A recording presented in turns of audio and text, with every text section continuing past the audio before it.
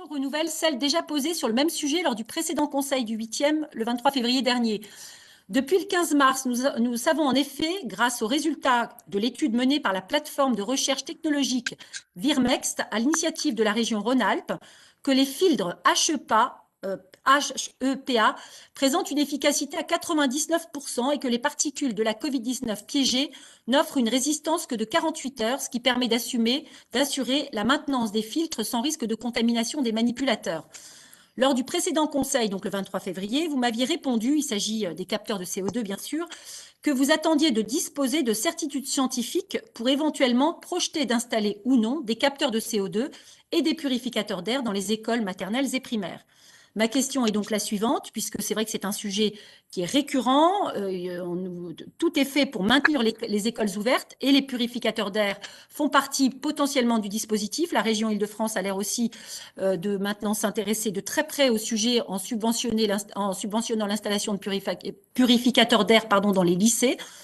Voilà, je voulais savoir donc, suite à ces nouvelles études scientifiques, si vous projetez de prendre l'initiative, comme d'autres maires parisiens l'ont déjà fait sans attendre les instructions de l'hôtel de ville, d'installer des capteurs de CO2 et des purificateurs d'air dans les écoles maternelles et primaires du 8e. Je vous remercie. Alors, je vais demander à Delphine Malachard-Desressiers, qui est conseillère de Paris, chargée des affaires scolaires, de vous apporter la réponse, s'il vous plaît.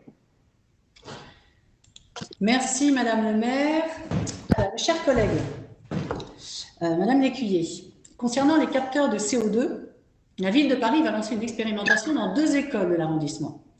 Nous avons choisi de financer, à travers l'État spécial, le budget de l'arrondissement, l'élargissement de cette expérimentation à l'ensemble des établissements du 8e, soit au total 9 établissements.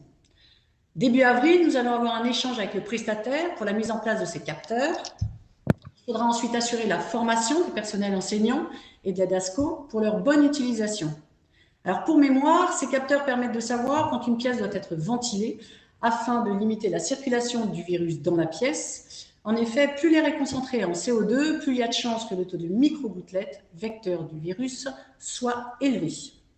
Donc maintenant, par rapport aux purificateurs de l'air, de nouvelles études ont été publiées depuis le dernier conseil d'arrondissement. Je vous rappelle que les précédentes peu concluantes avaient justifié notre prudence.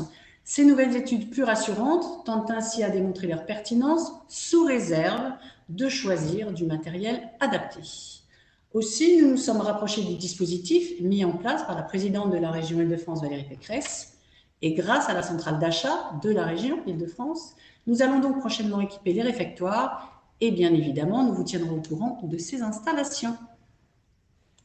Parfait, merci. Eh bien, écoutez, j'en suis ravie puisque vous aviez l'air très, très dubitatif le mois dernier sur, sur à la fois les capteurs de CO2 et les purificateurs d'air. Donc, je me dis que de temps perdu. Mais merci, on avance. On avance suffisamment de preuves pour que ce soit concluant et surtout pas dangereux pour nos élèves, chère madame.